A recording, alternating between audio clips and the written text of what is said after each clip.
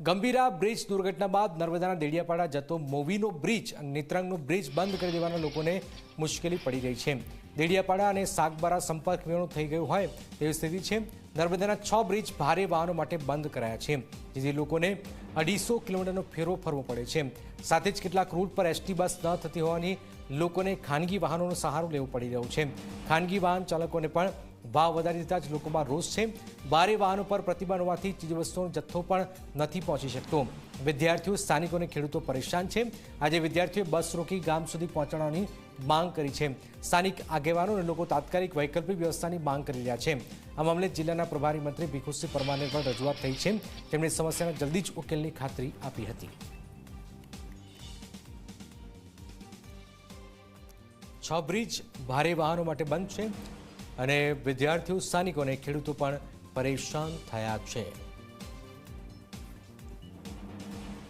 આજે હું પ્રાઇવેટ વ્હીકલમાં આવી છું અને રસ્તાનું કામકાજ વચ્ચે એ હોવાથી ત્યાંથી શિક્ષકો કાં તો કોઈક સ્ટુડન્ટ જવા આવવાનું હોય તેના માટે વહેલી તકે કામગીરી કંઈક શરૂ કરે એવું। બસો જતી નથી અહીં સુધી, બસો અટકાવી દેવામાં આવી છે કેમ કે રસ્તાના કામકાજના કારણે, એટલે પછી જવાનું અમને બહુ મુશ્કેલી પડી રહી છે એમ।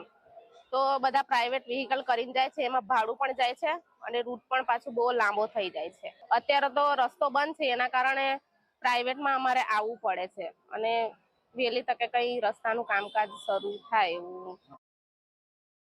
મહારાષ્ટ્રને જોડતો રસ્તો એટલે નેત્રંગથી દેડિયાપાડા વચ્ચેનો કરજણ બ્રિજ કાલથી બંધ થયો છે, જેના કારણે બસો બંધ છે, માલવાહક વાહનો આવતા બંધ થયા છે।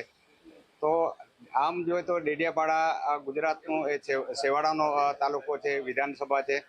સાગબારા અને દેડિયાપાડા ગુજરાતથી એક કટઅપ થાય છે। વિદ્યાર્થીઓને સૌથી વધારે ચિંતા એ છે કે ભાઈ અમે નેત્રંગ કોલેજમાં ક્યાં જઈશું, અંકલેશ્વર કઈ રીતના ભણવા જઈશું, ભરૂચ કઈ રીતના જઈશું।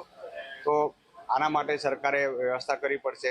એના માટે આજે મેં પ્રભારી મંત્રી સાહેબ અમારા ત્યાં આજે આવ્યા છે, ભીખુસિંહ પરમાર સાહેબને એમને રિક્વેસ્ટ કરી છે આજની મીટિંગમાં કલેક્ટર સાથે, ભરૂચ કલેક્ટર સાથે અને સરકાર સાથે મંથન કરીને આ દિશામાં યોગ્ય વિકલ્પ થાય અને લોકોને સંતોષ થાય। લોકોની જે રજૂઆતો છે એ દિશામાં સરકાર માટે અમે જે રજૂઆત કરી છે ને એમને અમને આશ્વાસન આપ્યું છે કે આજે ને આજે એ પ્રશ્નનું આપણે નિરાકરણ કરીને લોકોને સુખાકારીમાં અમે ભાગીદાર થઈએ એવી એમને વિનંતી કરી છે।